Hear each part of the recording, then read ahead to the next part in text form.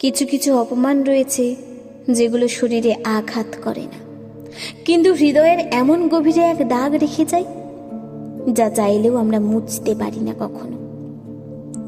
মানুষ অনেক সময় বুঝেই না যে তার বলা কয়েকটি তির্যক কথা কাউকে ভিতর থেকে ভেঙে ফেলতে পারে।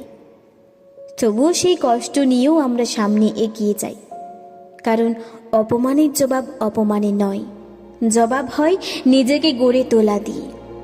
যারা আমাদের ছোট করে দেখে তাদের ভুল প্রমাণ করার সবচেয়ে সুন্দর উপায় হলো নিজেকে এমন উচ্চতায় তুলে ধরা যেখানে আর কাউকে নিচে নামাতে হয় না। হয়তো কেউ তার কথার প্রভাব ভুলে যাবে, তবুও তুমি মনে রেখো তুমি ওই কষ্ট থেকেই উঠে দাঁড়াতে পেরেছ। সেটাই তোমার শক্তি।